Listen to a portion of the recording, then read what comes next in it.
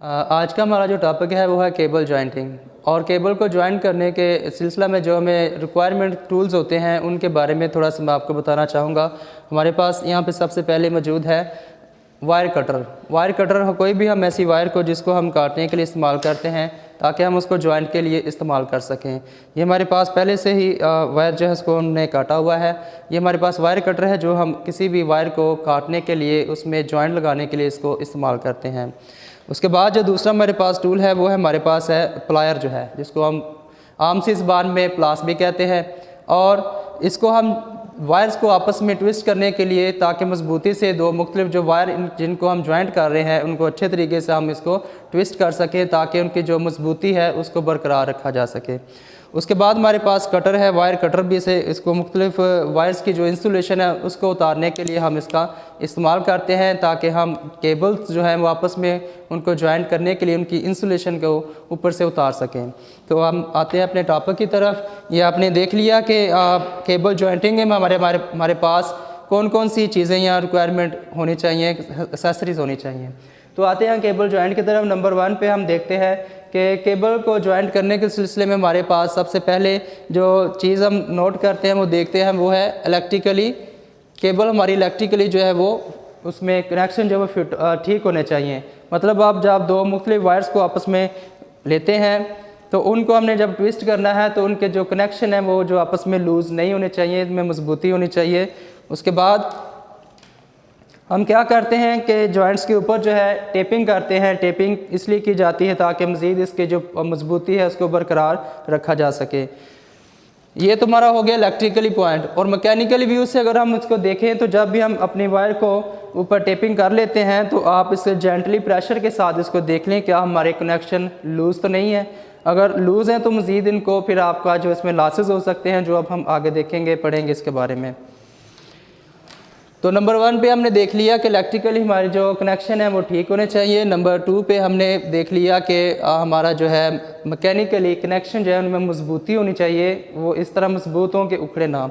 और नंबर 3 पे हम देखेंगे कि जो हम जॉइंट लगा रहे हैं वो हमारे पास ईज़िली एक्सेसिबल हो। और मोस्टली हम अपने जॉइंट उस जगह पे लगाएंगे किसी पाइप के अंदर नहीं, ईज़िली एक्सेसिबल, रेडीली एक्सेसिबल इसलिए हो ताकि हम जब भी इसको इंस्पेक्शन इनकी करनी हो तो हम कनेक्शन बॉक्स के अंदर जो हम इसका जो कनेक्शन है वो करेंगे। इन केस अगर शॉर्ट सर्किट हो जाता है, हमारी सप्लाई बंद हो जाती है, तो फिर हम क्या कर सकते हैं, अपने जोड़ जो हैं जो हमने कनेक्शन ज्वाइंट किए हैं वो हम ईज़िली हम इस कनेक्शन बॉक्स के अंदर से उनकी इंस्पेक्शन कर सकते हैं, चेक कर सकते हैं कि किस जगह पे कोई फॉल्ट आ रहा है। इसके अलावा अगर हम किसी पाइप के अंदर यानी कि पाइपिंग के अंदर हम कोई कनेक्शन या जोड़ लगाते हैं तो वो हमारा अगर उसको इंस्पेक्शन करना हो तो वो हमारे लिए मुश्किल होगा। तो इसलिए ईजी है तो जब हम कनेक्शन करें तो हमारा मेन डिस्ट्रीब्यूशन बोर्ड उसके अंदर केबल को जॉइंट किया जाए ताकि जब इन केस एमरजेंसी कोई फॉल्ट आता है तो ईज़िली हम इसको इधर से चेक कर सकते हैं।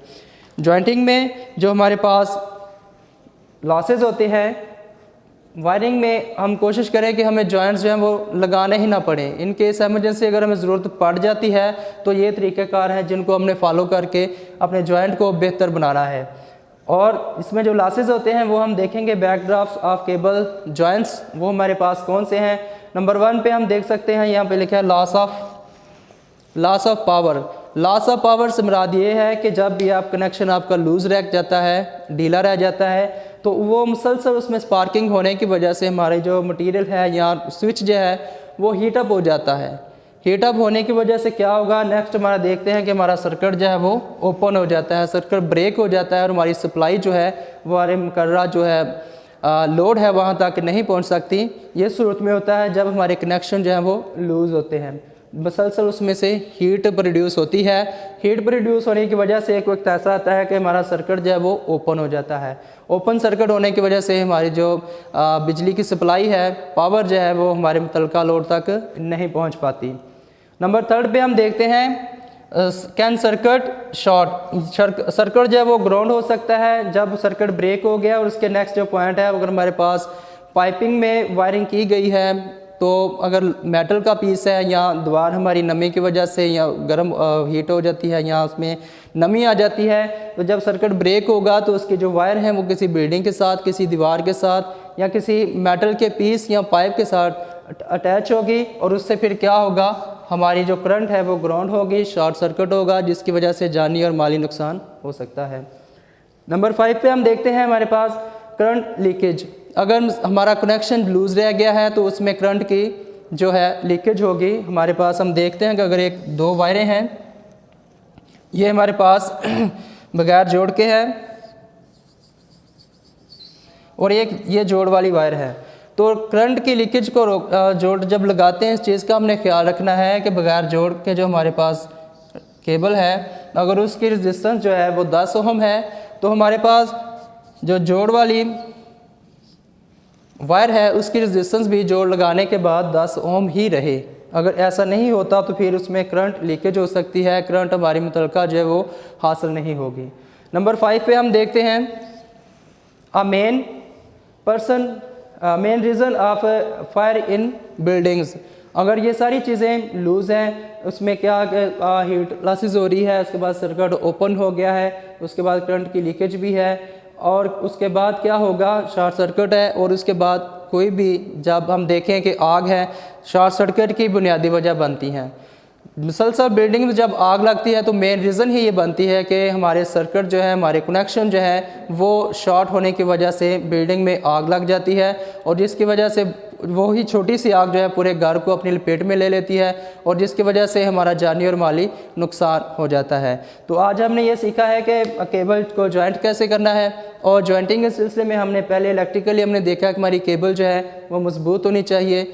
ये कनेक्शन जो है, जॉइंट्स जो हैं वो हम इलेक्ट्रॉनिक्स में जब देखें तो उसमें हम सोल्डरिंग वायर के ज़रिए से भी छोटे पैमाने पर हम उसको इस्तेमाल करते हैं। अगर इलेक्ट्रिकली में हम देखें डोमेस्टिक लेवल पर तो हम मुख्तलिफ वायर्स को, जिसमें 329 729 इस तरह की वायर्स होती हैं, उनको भी आपस में जॉइंट करते हैं उनको आपस में, ताकि करंट की बहाली इसमें हो सके। मैकेनिकली हमने देखा कि हमारा कनेक्शन जो है वो मजबूती से हम उसको एक दफ़ा चेक कर लें कि हमारा कनेक्शन जो है वो मजबूत हुआ कि नहीं, जॉइंट हमारा मजबूत है या लूज़ है। रेडिली एक्सेसिबल, ये हमारा हमने तीसरा सीखा कि अगर हम कनेक्शन जॉइंट लगाते हैं तो हम उस जगह पे जोड़ या जॉइंट करें जिधर हम इजीली इसको वॉच कर सकें, इसको असेस कर सकें। उसके बाद हमने बैकड्राफ्ट में देखा कि हमारे पास क्या जॉइंट्स के क्या क्या नुकसान हो सकते हैं। नंबर 1 पे हमने देखा कि loss of power in shape of heat, कि हीट की सूरत में हमारे पास जो है वो पावर जो है वो ज़ाया होती है। जब पावर वेस्ट होगी, वायर जो है हीटअप होगी, उसके बाद क्या होगी, हमारी वायर जो है ब्रेक होगी, ओपन सर्किट हो जाएगा, उसके भी नुकसान आते हैं। उसके बाद शॉर्ट सर्किट होने की वजह से भी कोई बिल्डिंग दीवार अर्थ हो सकती है या कोई मेटल का पीस उसके साथ अटैच हो गया तो उससे भी करंट लग सकती है और ग्राउंड हो सकती है और करंट लीकेज भी हो सकती है अगर हमारे जॉइंट्स हैं वो ठीक नहीं है।